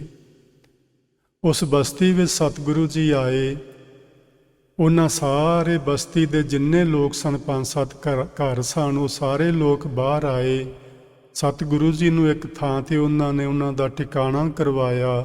ਆ ਕੇ ਸਾਰਿਆਂ ਨੇ ਚਰਨਾਂ ਵਿੱਚ ਮੱਥਾ ਟੇਕਿਆ, ਵੱਡੀਆਂ ਵੱਡੀਆਂ ਭੇਟਾਵਾਂ ਲਿਆ ਕੇ ਅੱਗੇ ਰੱਖੀਆਂ, ਭੋਜਨ ਪ੍ਰਸ਼ਾਦਾ ਲਿਆਂਦਾ ਤੇ ਸਤਿਗੁਰੂ ਜੀ ਨੂੰ ਆਖਣ ਲੱਗੇ, ਇਸ ਨੂੰ ਅੰਗੀਕਾਰ ਕਰੋ ਤਾਂ ਜੋ ਸਾਡਾ ਭਲਾ ਹੋਵੇ। ਗੁਰੂ ਜੀ ਨੇ ਆਖਿਆ, ਅੰਗੀਕਾਰ ਤੇ ਮੈਂ ਜ਼ਰੂਰ ਕਰਦਾ ਜੇ ਤੁਹਾਡਾ ਹੁੰਦਾ, ਇਹਦੇ ਵਿੱਚ ਤੁਹਾਡਾ ਕੁਝ ਵੀ ਨਹੀਂ, ਇਹ ਤੇ ਸਭ ਤੁਸੀਂ ਲੁੱਟਾਂ ਖੋਹਾਂ ਕੀਤੀਆਂ ਹੋਈਆਂ ਨੇ, ਇਹ ਤੇ ਸਭ ਤੁਹਾਡਾ ਇਹੋ ਜਿਹਾ ਧਨ ਇਕੱਠਾ ਕੀਤਾ ਹੋਇਆ, ਲੋਕਾਂ ਨੂੰ ਮਾਰ ਕੇ, ਖੋਹ ਕੇ, ਲੁੱਟ ਕੇ, ਚੋਰੀ ਕਰਕੇ, ਤੁਹਾਡਾ ਇਹਦੇ ਵਿੱਚ ਕੁਝ ਵੀ ਨਹੀਂ, ਤੇ ਮੈਂ ਇਹਨੂੰ ਅੰਗੀਕਾਰ ਕਿਵੇਂ ਕਰ ਸਕਦਾ। ਉਹ ਲੋਕ ਪੁੱਛਣ ਲੱਗੇ, ਫਿਰ ਸਾਡਾ ਭਲਾ ਕਿਵੇਂ ਹੋਵੇ। ਗੁਰੂ ਜੀ ਆਖਣ ਲੱਗੇ, ਤੁਹਾਡਾ ਭਲਾ ਹੋ ਜਾਏਗਾ। ਇੱਕ ਕੰਮ ਕਰੋ, ਜਿੰਨਾ ਤੁਹਾਡੇ ਕੋਲ ਧਨ ਪਦਾਰਥ ਹੈ, ਜੇ ਤੁਹਾਨੂੰ ਪਤਾ ਹੈ ਕਿ ਤੁਸੀਂ ਕਿਹਦੇ ਤੋਂ ਲੁੱਟ ਖੋਹ ਕਰਕੇ ਲਿਆਂਦਾ, ਉਹਦਾ ਵਾਪਸ ਕਰੋ। ਜੇ ਨਹੀਂ ਪਤਾ ਤੇ ਇਹ ਸਾਰਾ ਧਨ ਗਰੀਬਾਂ ਵਿੱਚ ਵੰਡ ਦਿਓ। ਤੇ ਅੱਜ ਤੋਂ ਬਾਅਦ ਪ੍ਰਣ ਕਰੋ ਕਿ ਤੁਸੀਂ ਧਰਮ ਦੀ ਕਿਰਤ ਕਰਕੇ ਆਪਣੀ ਉਪਜੀਵਕਾ ਚਲਾਓਗੇ। ਅੱਜ ਤੋਂ ਬਾਅਦ ਕਦੀ ਇਹੋ ਜਿਹਾ ਕੋਈ ਕਰਮ ਨਹੀਂ ਕਰੋਗੇ। ਉਹਨਾਂ ਲੋਕਾਂ ਨੇ ਸਤਿਗੁਰੂ ਜੀ ਦੇ ਇਸ ਬਚਨ ਨੂੰ ਸਿਰ ਮੱਥੇ ਤੇ ਮੰਨਿਆ ਕਿ ਗੁਰੂ ਜੀ ਅੱਜ ਤੋਂ ਬਾਅਦ ਅਸੀਂ ਇਸ ਤਰ੍ਹਾਂ ਦਾ ਕੁਝ ਨਹੀਂ ਕਰਾਂਗੇ, ਜਿੰਨਾ ਧਨ ਪਦਾਰਥ ਸਾਡੇ ਕੋਲ ਅਸੀਂ ਸਭ ਗਰੀਬਾਂ ਵਿੱਚ ਵੰਡ ਦਿਆਂਗੇ, ਤੇ ਸਾਨੂੰ ਉਪਦੇਸ਼ ਦਿਓ ਤਾਂ ਜੋ ਸਾਡਾ ਭਲਾ ਹੋਵੇ। ਗੁਰੂ ਜੀ ਨੇ ਆਖਿਆ, ਉਪਦੇਸ਼ ਕੋਈ ਬਹੁਤ ਲੰਮੀ ਚੌੜੀ ਸਿੱਖਿਆ ਨਹੀਂ ਜਿਹੜੀ ਤੁਹਾਨੂੰ ਸਿਖਾਉਣ ਦੀ ਲੋੜ ਏ। 2-3 ਬਚਨ ਨੇ ਗੁਰੂ ਨਾਨਕ ਸਾਹਿਬ ਜੀ ਦੇ ਜੀਵਨ ਕਾਲ ਵਿੱਚੋਂ ਬੜੇ ਮਿਲਦੇ ਨੇ। ਉਹ ਬਾਰ-ਬਾਰ ਗੁਰੂ ਜੀ ਇਹ ਕਹਿੰਦੇ ਨੇ, ਪਹਿਲੀ ਗੱਲ ਉਹ ਇਹੋ ਹੀ ਕਹਿੰਦੇ ਨੇ, ਕਿਰਤ ਤੁਹਾਡੀ ਸਾਫ਼ ਸੁਥਰੀ ਹੋਣੀ ਚਾਹੀਦੀ ਏ, ਜਿਸ ਨੂੰ ਆਪਾਂ ਧਰਮ ਦੀ ਕਿਰਤ ਆਖਦੇ ਹਾਂ। ਤੁਹਾਡੀ ਕਿਰਤ ਵਿੱਚ ਕਿਸੇ ਪ੍ਰਕਾਰ ਦੀ ਕੋਈ ਧੋਖਾ ਧੜੀ ਨਾ ਹੋਵੇ, ਕੋਈ ਬੇਈਮਾਨੀ ਨਾ ਹੋਵੇ, ਕੋਈ ਕਿਸੇ ਨਾਲ ਧੋਖਾ ਠੱਗੀ ਨਾ ਹੋਵੇ। ਤੁਸੀਂ ਜਿਹਦਾ ਕੰਮ ਕਰਦੇ ਹੋ, ਜਿੰਨੇ ਪੈਸੇ ਲੈਂਦੇ ਹੋ, ਅਗਲੇ ਦਾ ਕੰਮ ਉਹਨਾਂ ਪੈਸਿਆਂ ਤੋਂ 2 ਰੱਤੀਆਂ ਵੱਧ ਕਰਕੇ ਸਾਲ ਲਵੋ, ਘੱਟ ਨਾ ਕਰੋ। ਇਹ ਹੈ ਧਰਮ ਦੀ ਕਿਰਤ। ਤੇ ਕਿਰਤ ਕਰਦਿਆਂ ਕਰਦਿਆਂ ਨਾਲ ਪਰਮਾਤਮਾ ਨੂੰ ਯਾਦ ਰੱਖੋ। ਉਸ ਨੂੰ ਆਖਦੇ ਨੇ ਨਾਮ ਜਪਣਾ। ਉਸ ਮਾਲਕ ਨੂੰ ਕਦੇ ਭੁਲਾਉਣਾ ਨਹੀਂ। ਤੇ ਤੀਜੇ ਨੰਬਰ ਤੇ ਆ ਲੋੜਵੰਦਾਂ ਦੀ ਸਹਾਇਤਾ ਕਰਨਾ। ਜੇ ਤੁਸੀਂ ਇਹ ਕੰਮ ਕਰੋਗੇ, 3 ਬਚਨ ਜਿਹੜੇ ਉਹਨਾਂ ਨੂੰ ਦਿੱਤੇ, ਫਿਰ ਤੁਹਾਡਾ ਜ਼ਰੂਰ ਭਲਾ ਕਰੇਗਾ ਪਰਮਾਤਮਾ। ਗੁਰੂ ਜੀ ਨੇ ਬਚਨ ਉਹਨਾਂ ਦੇ ਨਾਲ ਸਾਂਝੇ ਕਰਕੇ ਤੇ ਉੱਥੇ ਨਾ ਇੱਕ ਸ਼ਬਦ ਗਾਵਿਆ ਸੀ। ਉਹ ਗੁਰੂ ਨਾਨਕ ਸਾਹਿਬ ਜੀ ਦਾ ਆਪਣਾ ਲਿਖਿਆ ਹੋਇਆ ਸ਼ਬਦ ਹੈ। ਅੱਜ ਉਹ ਗੁਰੂ ਗ੍ਰੰਥ ਸਾਹਿਬ ਜੀ ਦੇ ਪੰਨਾ ਨੰਬਰ 15 ਤੇ ਮੌਜੂਦ ਹੈ। ਸਮਾਂ ਤੇ ਜੀ ਹੋ ਗਿਆ ਜੀ, ਭਾਈ ਸਾਹਿਬ ਨਹੀਂ ਆਏ। ਜਿੰਨਾ ਚਿਰ ਉਹ ਨਹੀਂ ਆਉਂਦੇ ਉਹਨਾਂ ਚਿਰ ਮੈਂ 1-2 ਮਿੰਟ ਤੁਹਾਡੇ ਨਾਲ ਗੱਲ ਕਰਦਾ। ਸ੍ਰੀ ਰਾਗ ਦੇ ਅੰਦਰ ਗੁਰੂ ਨਾਨਕ ਸਾਹਿਬ ਨੇ ਜਿਹੜਾ ਸ਼ਬਦ ਉਸ ਜਗ੍ਹਾ ਤੇ ਗਾਵਿਆ, ਉਹਦੀਆਂ ਇਹ ਪਹਿਲੀਆਂ ਪੰਕਤੀਆਂ ਨੇ। ਲੱਭ ਕੁੱਤਾ ਕੂੜ ਚੂੜਾ, ਠੱਗ ਖਾਧਾ ਮੁਰਦਾਰ, ਪਰ ਨਿੰਦਾ ਪਰ ਮਲ ਮੁਖ ਸੁਧੀ, ਅਗਨ ਕ੍ਰੋਧ ਚੰਡਾਲ, ਰਸ ਕਸ ਆਪ ਸਲਾਹਣਾ, ਇਹ ਕਰਮ ਮੇਰੇ ਕਰਤਾਰ। ਹੇ ਵਾਹਿਗੁਰੂ, ਇਹ ਮੇਰੇ ਕਰਮ ਨੇ। ਹੁਣ ਆਪਾਂ ਇਹ ਗੱਲ ਸਮਝਣੀ ਹੈ ਕਿ ਕੀ ਗੁਰੂ ਨਾਨਕ ਸਾਹਿਬ ਦੇ ਕਰਮ ਇਹੋ ਜਿਹੇ ਸਨ ਜਿਹੜੇ ਉੱਤੇ ਲਿਖੇ ਹੋਏ ਨੇ? ਉਹਨਾਂ ਦੇ ਇਹੋ ਜਿਹੇ ਕਰਮ ਨਹੀਂ ਸਨ। ਗੁਰੂ ਨਾਨਕ ਸਾਹਿਬ ਦੀ ਇੱਕ ਵਿਸ਼ੇਸ਼ਤਾਈ ਇਹ ਹੈ ਕਿ ਉਹ ਸਾਨੂੰ ਸਭਨਾਂ ਨੂੰ ਸਮਝਾਉਣ ਲਈ ਗੱਲ ਆਪਣੇ ਤੇ ਲੈ ਕੇ ਕਰਦੇ ਸਨ, ਕਿ ਕਿਸੇ ਨੂੰ, ਕਿਸੇ ਦੇ ਹਿਰਦੇ ਨੂੰ ਕੋਈ ਦੁੱਖ ਨਾ ਪਹੁੰਚੇ, ਅਗਲਾ ਗੱਲ ਵੀ ਸਮਝ ਜਾਏ ਤੇ ਪਰੇਸ਼ਾਨ ਵੀ ਨਾ ਹੋਵੇ। ਜਿਵੇਂ ਇੱਕ ਪੰਜਾਬੀ ਦੀ ਕਹਾਵਤ ਹੈ, ਆਖਾਂ ਧੀ ਨੂੰ ਸਮਝਾਵਾਂ ਨੂੰਹ ਨੂੰ। ਗੁਰੂ ਨਾਨਕ ਸਾਹਿਬ ਕੁਝ ਇਹੋ ਜਿਹਾ ਵਰਤਾਰਾ ਵਰਤਾਉਂਦੇ ਸਨ, ਆਪਣੇ ਆਪ ਨੂੰ ਕਹਿੰਦੇ ਸਨ ਤੇ ਸਾਨੂੰ ਸਭਨਾਂ ਨੂੰ ਸਮਝਾਉਂਦੇ ਸਨ। ਆਖਣ ਲੱਗੇ, ਹੇ ਪ੍ਰਮਾਤਮਾ, ਇਹ ਮੇਰੇ ਕਰਮ ਹਨ। ਮੇਰੇ ਕਰਮ ਕੀ ਹਨ? ਆਪਾਂ ਸਮਝਣਾ ਹੈ ਕਿ ਮੇਰੇ ਕਰਮ, ਮੈਂ ਆਪ ਸਮਝਾਂ ਮੇਰੇ ਕਰਮ ਤੇ ਤੁਸੀਂ ਵੀ ਸਮਝੋ ਮੇਰੇ ਕਰਮ। ਹਰ ਬੰਦਾ ਇਸ ਤਰ੍ਹਾਂ ਸਮਝੇ ਮੇਰੇ ਕਰਮ। ਮੇਰੇ ਕਰਮ ਕੀ ਨੇ? ਸਾਡੇ ਅੰਦਰ ਲੱਭ ਕੁੱਤਾ ਬੈਠਾ ਹੋਇਆ ਹੈ। ਇਹ ਹਰ ਵਕਤ ਭੌਂਕਦਾ ਰਹਿੰਦਾ ਹੈ, ਸਾਨੂੰ ਨਾਮ ਨਹੀਂ ਜਪਣ ਦਿੰਦਾ। ਲੱਭ ਕੀ ਏ? ਖਾਣ ਪੀਣ ਦਾ ਚਸਕਾ, ਜਿਸ ਨੂੰ ਅਸੀਂ ਕਦੀ ਛੱਡ ਨਹੀਂ ਪਾ ਰਹੇ। ਡਾਕਟਰ ਸਾਨੂੰ ਬਾਰ-ਬਾਰ ਕਹਿ ਰਹੇ ਨੇ ਤਲੀਆਂ ਚੀਜ਼ਾਂ ਨਾ ਖਾਓ, ਮਿੱਠੀਆਂ ਚੀਜ਼ਾਂ ਨਾ ਖਾਓ, ਪੁਰਾਣਾ ਪਿਆ ਹੋਇਆ ਸਮਾਨ ਨਾ ਖਾਓ। ਆ ਜਿਹੜਾ ਫਾਸਟ ਫੂਡ ਅਸੀਂ ਖਾਂਦੇ ਆ, ਜਿਹੜੀਆਂ ਅਸੀਂ ਰੈਸਟੋਰੈਂਟ ਵਗੈਰਾ ਤੇ ਜਾ ਕੇ ਭੋਜਨ ਛਕਦੇ ਆ, ਇਹ ਕੋਈ ਤਾਜ਼ਾ ਨਹੀਂ ਬਣਿਆ, ਪਤਾ ਨਹੀਂ 6 ਮਹੀਨਿਆਂ ਦਾ ਪਿਆ ਹੁੰਦਾ। ਤੁਹਾਨੂੰ ਗਰਮ ਕਰਕੇ ਉਹ ਫੜਾ ਦਿੰਦੇ ਨੇ, ਤੁਸੀਂ ਬੜੇ ਸਵਾਦ ਨਾਲ ਖਾਂਦੇ ਹੋ। ਇਹ ਹੈ ਖਾਣ ਪੀਣ ਦਾ ਚਸਕਾ। ਸਾਨੂੰ ਬਿਮਾਰੀਆਂ ਲੱਗਦੀਆਂ ਨੇ, ਅਸੀਂ ਪਰੇਸ਼ਾਨ ਹੁੰਨੇ ਆ, ਲੇਕਿਨ ਖਾਣ ਪੀਣ ਦਾ ਚਸਕਾ ਅਸੀਂ ਫਿਰ ਨਹੀਂ ਛੱਡਦੇ। ਇਹ ਹੈ ਸਾਡੇ ਅੰਦਰ ਦਾ ਕੁੱਤਾ ਜਿਹੜਾ ਹਰ ਵਕਤ ਭੌਂਕਦਾ ਹੈ। ਕੂੜ ਚੂਹੜਾ, ਕੂੜ ਦਾ ਮਤਲਬ ਹੁੰਦਾ ਝੂਠ ਬੋਲਣਾ। ਤੇ ਅਸੀਂ, ਮੈਂ ਤੇ ਨਹੀਂ ਕਹਿੰਦਾ ਤੁਸੀਂ ਝੂਠ ਬੋਲਦੇ ਹੋ ਜਾਂ ਮੈਂ ਝੂਠ ਬੋਲਦਾ, ਤੇ ਗੁਰੂ ਨਾਨਕ ਸਾਹਿਬ ਆਖਦੇ ਨੇ ਕਰਮ ਮੇਰੇ ਕਰਤਾਰ। ਇਹ ਮੇਰੇ ਕਰਮ ਨੇ ਤੇ ਤੁਸੀਂ ਵੀ ਸਮਝਣਾ ਇਹ ਸਾਡੇ ਕਰਮ ਨੇ। ਅਸੀਂ ਝੂਠ ਬੋਲਦੇ ਆ, ਇਹ ਸਾਡੇ ਅੰਦਰ ਇੱਕ ਚੂੜਾ ਬੈਠਾ ਹੈ, ਭੰਗੀ ਬੈਠਾ ਹੈ, ਜਿਹਦੇ ਕੋਲੋਂ ਲੰਘਦਿਆਂ ਲੋਕਾਂ ਨੂੰ ਜਿਹੜੇ ਭ੍ਰਿਸ਼ਟੇ ਜਾਂਦੇ ਸਨ, ਉਹ ਵਿਅਕਤੀ ਸਾਡੇ ਅੰਦਰ ਬੈਠਾ ਹੋਇਆ। ਲੱਭ ਕੁੱਤੇ ਰੂਪ ਵਿੱਚ ਸਾਡੇ ਅੰਦਰ ਬੈਠਾ, ਕੂੜ ਚੂੜੇ ਰੂਪ ਵਿੱਚ ਸਾਡੇ ਅੰਦਰ ਬੈਠਾ, ਠੱਗ ਖਾਦਾ ਮੁਰਦਾਰ। ਕਿਸੇ ਨਾਲ ਠੱਗੀ ਕਰਨੀ, ਕਿਸੇ ਨਾਲ ਧੋਖਾ ਕਰਨਾ, ਮਾਨੋ ਸਾਡੇ ਅੰਦਰ ਇੱਕ ਮੁਰਦਾ ਲਾਸ਼ ਪਈ ਹੋਈ ਏ।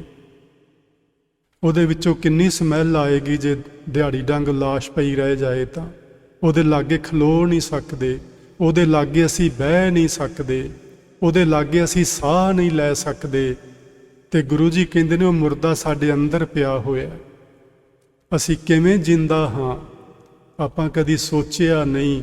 ਆਹ ਔਗਣ ਹਨ ਸਾਡੇ ਸਭਨਾਂ ਦੇ ਅੰਦਰ, ਪਰ ਗੁਰੂ ਜੀ ਆਖਦੇ ਸਨ ਮੇਰੇ ਕਰਮ ਨੇ। ਸੋ ਇਹ ਭਾਈ ਮੇਰੇ ਕਰਮ ਨੇ, ਮੇਰੇ ਅੰਦਰ ਲੱਭ ਬੈਠਾ, ਮੇਰੇ ਅੰਦਰ ਕੂੜ ਬੈਠਾ, ਮੇਰੇ ਅੰਦਰ ਠੱਗ ਰੂਪ ਮੁਰਦਾਰ ਬੈਠਾ, ਤੇ ਮੇਰੇ ਅੰਦਰ ਪਰਾਈ ਨਿੰਦਿਆ ਬੈਠੀ। ਪਰ ਮਲ ਮੁਖ ਸੁਧੀ, ਪੂਰੀ ਦੀ ਪੂਰੀ ਪਰਾਈ ਮੈਲ ਵਿਸ਼ਟਾ। ਜਦੋਂ ਮੈਂ ਪਰਾਈ ਨਿੰਦਿਆ ਕਰਦਾ, ਮੈਂ ਉਹ ਖਾ ਰਿਹਾ ਹੁੰਨਾ। ਇਹ ਗੁਰੂ ਜੀ ਸਾਨੂੰ ਸਮਝਾ ਰਹੇ ਜੇ। ਕੋਸ਼ਿਸ਼ ਕਰਿਆ ਜੇ ਅੱਜ ਤੋਂ ਬਾਅਦ ਆਹ ਚੀਜ਼ਾਂ ਸਾਡੇ ਅੰਦਰੋਂ ਨਿਕਲ ਜਾਣ। ਸਾਡਾ ਕਿਹੋ ਜਿਹਾ ਜੀਵਨ ਹੋਏਗਾ ਜੇ ਆਹ ਚੀਜ਼ਾਂ ਸਾਡੇ ਅੰਦਰ ਹੋਈਆਂ। ਅਗਨ ਕ੍ਰੋਧ ਚੰਡਾਲ, ਕ੍ਰੋਧ ਰੂਪੀ ਚੰਡਾਲ ਸਾਡੇ ਅੰਦਰ ਬੈਠਾ। ਚੰਡਾਲ ਕਹਿੰਦੇ ਨੇ ਜਿਹੜੇ ਉਹ ਸ਼ਮਸ਼ਾਨ ਘਾਟ ਤੇ ਕੰਮ ਕਰਦੇ ਨੇ ਲੋਕ, ਉਹਨਾਂ ਨੂੰ ਵੀ ਚੰਡਾਲ ਆਖ ਦਿੰਦੇ ਨੇ। ਤੇ ਚੰਡਾਲ ਉਹਨਾਂ ਨੂੰ ਵੀ ਕਹਿੰਦੇ ਨੇ ਜਿਨ੍ਹਾਂ ਦੇ ਅਤੀ ਨੀਵੇਂ ਕਰਮ ਹੁੰਦੇ ਨੇ। ਲੋਕਾਂ ਦੇ ਕਤਲ ਕਰਨੇ, ਡਾਕੇ ਕਰਨੇ, ਧਾੜਵੀ ਬਣੇ ਰਹਿਣਾ, ਉਹਨਾਂ ਨੂੰ ਵੀ ਲੋਕ ਚੰਡਾਲ ਆਖਦੇ ਨੇ। ਤੇ ਸਾਡੇ ਅੰਦਰ ਚੰਡਾਲ ਬੈਠਾ ਹੈ, ਉਹ ਕੌਣ ਹੈ? ਕ੍ਰੋਧ। ਕ੍ਰੋਧ ਦੀ ਅੱਗ ਸਾਡੇ ਅੰਦਰ ਹਰ ਵਕਤ ਬਲਦੀ। ਇਹ ਸਾਨੂੰ ਕਦੇ ਟਿਕ ਕੇ ਨਹੀਂ ਬੈਠਣ ਦਿੰਦੀ। ਛੋਟੀ ਜੀ ਕੋਈ ਗੱਲ ਕਹਿੰਦਾ, ਸਾਡੇ ਵੱਲ ਮਾੜੀ ਜੀ ਉਂਗਲੀ ਕਰਦਾ, ਅਸੀਂ ਕਹਿੰਦੇ ਇਹਦੀ ਉਂਗਲੀ ਵੱਢ ਦਈਏ, ਇਹਨੇ ਕਿਵੇਂ ਮੇਰੇ ਵੱਲ ਕਰ ਦਿੱਤੀ। ਇਹ ਸਾਡੇ ਅੰਦਰ ਦਾ ਕ੍ਰੋਧ ਹੈ, ਚੰਡਾਲ ਹੈ, ਜਿਹੜਾ ਸਾਨੂੰ ਸ਼ਾਂਤ ਨਹੀਂ ਹੋਣ ਦਿੰਦਾ। ਰਸ ਕਾ ਸਿਆਪ ਸਲਾਹਣਾ, ਤੇ ਆਪਣੇ ਆਪ ਦੀਆਂ ਵਡਿਆਈਆਂ ਕਰਨੀਆਂ, ਮੈਂ ਬਹੁਤ ਚੰਗਾ। ਇਹ ਜੀ ਗੁਰੂ ਨਾਨਕ ਸਾਹਿਬ ਦੇ ਬਚਨ ਨੇ। ਮੈਂ ਆਪਣੇ ਕੋਲੋਂ ਕੁਝ ਵੀ ਨਹੀਂ ਆਖਿਆ, ਬਚਨ ਤੁਹਾਡੇ ਸਾਹਮਣੇ ਨੇ। ਗੁਰੂ ਜੀ ਕਹਿੰਦੇ ਇੰਨੇ ਵਿਕਾਰ ਹਨ ਮਨੁੱਖ ਦੇ ਅੰਦਰ, ਤੇ ਮਨੁੱਖ ਅਜੇ ਵੀ ਆਪਣੀਆਂ ਵਡਿਆਈਆਂ ਕਰ ਰਿਹਾ ਕਿ ਮੈਂ ਬਹੁਤ ਚੰਗਾ ਆਦਮੀ ਹਾਂ। ਕਿੰਨੇ ਕੁ ਚੰਗੇ ਆਪਾਂ ਹੁਣ ਆਪਾਂ ਆਪ ਸਮਝ ਲਈਏ। ਇਹ ਸ਼ਬਦ ਗੁਰੂ ਨਾਨਕ ਸਾਹਿਬ ਨੇ ਉਹ ਠੱਗਾਂ ਦੀ ਬਸਤੀ ਵਿੱਚ ਬਹਿ ਕੇ, ਉਹਨਾਂ ਦੇ ਵਿੱਚ ਬਹਿ ਕੇ ਗਾਵਿਆਂ ਸੀ। ਅੱਖਾਂ ਤੇ ਉਹਨਾਂ ਦੀਆਂ ਵੀ ਖੋਲ੍ਹੀ ਗਈਆਂ ਹੋਣਗੀਆਂ। ਜੇ ਤੁਸੀਂ ਜਾਗਦੇ ਹੋਵੋ ਅੱਜ, ਤੇ ਅੱਖਾਂ ਤੁਹਾਡੀਆਂ ਵੀ ਖੁੱਲਣੀਆਂ ਚਾਹੀਦੀਆਂ ਤੇ ਮੇਰੀਆਂ ਵੀ ਖੁੱਲਣੀਆਂ ਚਾਹੀਦੀਆਂ ਨੇ। ਜੇ ਸਾਡੀਆਂ ਅਜੇ ਵੀ ਅੱਖਾਂ ਨਾ ਖੁੱਲੀਆਂ ਤੇ ਫਿਰ ਸਮਝ ਲੈਣਾ ਅਸੀਂ ਐਵੇਂ ਇਧਰ ਫੇਰੇ ਹੀ ਮਾਰੀ ਜਾਂਦੇ ਹਾਂ, ਕੁਝ ਨਹੀਂ ਖੱਟ ਕੇ ਜਾਂਦੇ ਇੱਥੋਂ। ਸਾਡੀਆਂ ਅੱਖਾਂ ਖੁੱਲ ਜਾਣੀਆਂ ਚਾਹੀਦੀਆਂ ਕਿ ਸਾਡੇ ਅੰਦਰ ਜਿਹੜੇ ਆ ਵਿਕਾਰ ਬੈਠੇ ਨੇ, ਇਹਨਾਂ ਦੇ ਕਾਰਨ ਹੀ ਅਸੀਂ ਪਰੇਸ਼ਾਨੀਆਂ ਵਿੱਚੋਂ ਗੁਜ਼ਰ ਰਹੇ ਹਾਂ। ਇਹਨਾਂ ਵਿਕਾਰਾਂ ਦੇ ਕਾਰਨ ਹੀ ਸਾਡਾ ਮਨ ਸ਼ਾਂਤ ਨਹੀਂ ਹੋ ਰਿਹਾ, ਸਾਡਾ ਮਨ ਨਾਮ ਨਾਲ ਨਹੀਂ ਜੁੜ ਰਿਹਾ, ਇਹਨਾਂ ਵਿਕਾਰਾਂ ਦੇ ਕਾਰਨ। ਸੋ ਜੀ ਅੱਜ ਦੀ ਮੈਂ ਵਿਚਾਰ ਇੱਥੇ ਸਮਾਪਤ ਕਰਦਾ। ਭਾਈ ਸਾਹਿਬ ਆ ਗਏ ਨੇ, ਹੁਣ ਉਹਨਾਂ ਨੂੰ ਜੀ ਆਇਆਂ ਵੀ ਆਖਦਾ ਹਾਂ। ਤੇ ਗੁਰੂ ਮਹਾਰਾਜ ਇਸ ਜਗ੍ਹਾ ਤੋਂ ਅੱਗੇ ਨਾ ਉਹ ਨੂਰ ਸ਼ਾਹ ਵੱਲ ਜਾ ਰਹੇ ਨੇ, ਢਾਕੇ ਵੱਲ ਨੂੰ। ਰਸਤੇ ਵਿੱਚ ਉਹਨਾਂ ਨੂੰ ਹੋਰ ਕੌਣ ਮਿਲਦੇ ਨੇ, ਆਪਾਂ ਇੱਥੋਂ ਹੀ ਅਗਲੇ ਐਤਵਾਰ ਨੂੰ ਗੱਲ ਸ਼ੁਰੂ ਕਰਕੇ ਫਿਰ ਅੱਗੇ ਤੁਰਾਂਗੇ ਕਿ ਗੁਰੂ ਨਾਨਕ ਸਾਹਿਬ ਉਹ ਨੂਰ ਸ਼ਾਹ ਕੋਲ ਜਾਣਾ ਚਾਹੁੰਦੇ ਨੇ, ਜਿਹੜੀ ਇੱਕ ਬਹੁਤ ਵੱਡੀ ਜਾਦੂਗਰਨੀ ਹੈ ਢਾਕੇ ਦੀ ਰਹਿਣ ਵਾਲੀ, ਜਿਸ ਨੇ ਲੋਕਾਂ ਨੂੰ ਬੜਾ ਪਰੇਸ਼ਾਨ ਕੀਤਾ ਹੋਇਆ। ਉਹਨੂੰ ਸਿੱਧੇ ਰਾਹ ਪਾਉਣਾ ਫਿਰ ਜਾ ਕੇ। ਸੋ ਆਪਾਂ ਇੱਥੋਂ ਹੀ ਅਗਲੀ ਵਿਚਾਰ ਪ੍ਰਾਰੰਭ ਕਰਾਂਗੇ। ਅੱਜ ਤੁਸੀਂ ਬੜੇ ਪਿਆਰ ਨਾਲ ਗੁਰੂ ਨਾਨਕ ਦੇਵ ਮਹਾਰਾਜ ਜੀ ਦਾ ਇਤਿਹਾਸ ਦਾ ਇੱਕ ਪੰਨਾ ਸੁਣਿਆ ਹੈ। ਤੁਹਾਡਾ ਬਹੁਤ ਬਹੁਤ ਧੰਨਵਾਦ। ਗੁਰੂ ਨਾਨਕ ਸਾਹਿਬ ਦੇ ਬਚਨ ਆਪਾਂ ਹਿਰਦੇ ਵਿੱਚ ਵਸਾਈਏ, ਉਹਨਾਂ ਨੂੰ ਜਗ੍ਹਾ ਦਈਏ ਤਾਂ ਜੋ ਸਾਡਾ ਵੀ ਮਨੁੱਖਾ ਜੀਵਨ ਸਫਲ ਹੋ ਸਕੇ। ਜਿਵੇਂ ਗੁਰੂ ਮਹਾਰਾਜ ਨੇ ਉਹਨਾਂ ਠੱਗਾਂ ਚੋਰਾਂ ਤੇ ਨਜ਼ਰ ਇਨਾਇਤ ਕੀਤੀ, ਉਹਨਾਂ ਦੀ ਨਜ਼ਰ ਸਾਡੇ ਤੇ ਵੀ ਹੋ ਜਾਏ, ਉਹਨਾਂ ਦੀ ਉਂਗਲੀ ਸਾਡੇ ਵੱਲ ਵੀ ਹੋ ਜਾਏ ਤੇ ਸਾਡਾ ਵੀ ਪਾਰ ਉਤਾਰਾ ਹੋਵੇ। ਹੋਈਆਂ ਭੁੱਲਾਂ ਦੀ ਖਿਮਾ ਪਿਆਰ ਨਾਲ ਆਖੋ ਜੀ। ਵਾਹਿਗੁਰੂ ਜੀ ਕਾ ਖਾਲਸਾ, ਵਾਹਿਗੁਰੂ ਜੀ ਕੀ ਫਤਿਹ।